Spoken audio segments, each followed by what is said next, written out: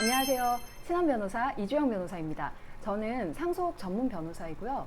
가족이 갑작스럽게 세상을 떠난 후에 어떤 절차부터 시작해야 할지 막막할 수가 있는데요.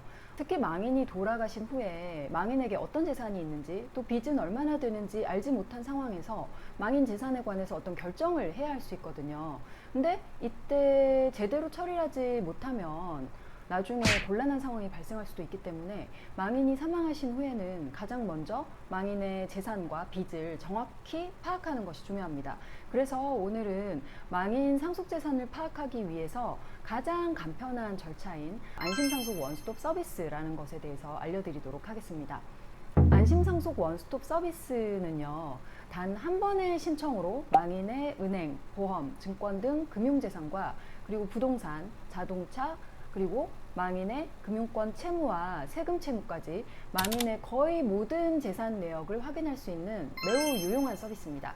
예전에는 각 기관마다 일일이 방문해서 확인해야 되기 때문에 굉장히 번거로웠는데요. 이제는 한 곳에서 신청을 해서 통합적으로 재산과 빚 내역을 파악할 수 있기 때문에 무엇보다 시간과 비용을 절약할 수가 있습니다. 안심상속 원스톱 서비스 신청 방법과 처리 기간에 대해서 말씀드리면요.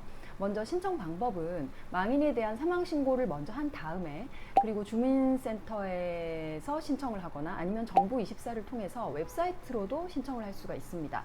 웹사이트를 통해서 신청할 경우에는 공인인증서가 필요하고요. 그리고 보통 주민센터에서 사망신고를 하게 되면 동시에 안심상속 원스톱 서비스를 신청할 수가 있거든요. 그래서 대부분은 주민센터에 가서 사망신고를 하시면서 동시에 안심상속 원스톱 서비스도 같이 신청하는 경우가 많습니다.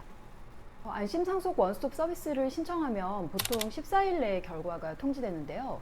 문자로 재산조회 결과가 나왔다는 사실이 금융기관별로 수시로 통보되고요. 이런 식으로 2주 정도 기간 동안 계속 문자가 금융기관별로 오게 되는데요. 이 통보가 이제 완료되고 나면 한 2주 정도 후에 온라인을 통해서 통보된 전체 내용을 확인할 수가 있습니다.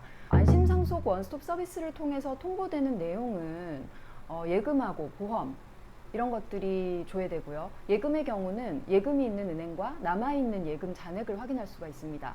보험의 경우에는 보험이 있다는 사실과 보험이 유효하게 유지되고 있는지 여부만 확인되기 때문에 보험 해지 환급금이라든가 사망보험금이 있는지 그리고 정확한 금액이 얼마인지는 개별 보험사마다 찾아가거나 전화를 해서 그 금액을 확인하셔야 됩니다. 부동산의 경우에는 지금 사망 당시에 망인 명의 부동산이 어떤 것들이 있는지 정확한 주소지를 확인할 수가 있고요. 자동차도 망인 명의 자동차가 있는지 확인할 수 있고 그리고 국세와 지방세의 체납 내역도 확인할 수가 있습니다. 그리고 연금 수급 여부도 확인할 수 있고요. 참고로 건강보험공단의 채무나 환급금이 있는지는 안심상속 원스톱 서비스로는 확인되지 않기 때문에 건강보험공단에 연락해서 확인할 수가 있습니다.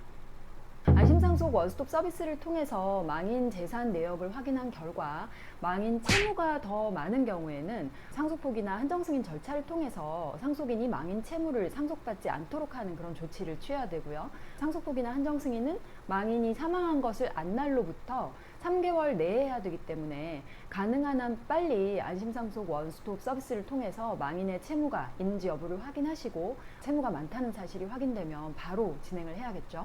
재산이 더 많다면 이제 상속인 간의 상속재산 분할 협의 등을 통해서 상속재산을 잘 나누어 가져야 할 것이고요. 부동산의 경우에는 취득세를 납부하고 상속 등기를 하면 되고 또 예금을 수령하는 절차 이런 것들이 필요하겠죠. 상속은 대부분 평생 한두 번 겪는 일이기 때문에 망인이 이제 돌아가시고 나면 뭐부터 해야 되는지 몰라서 우왕좌왕 하시는 경우가 많아요.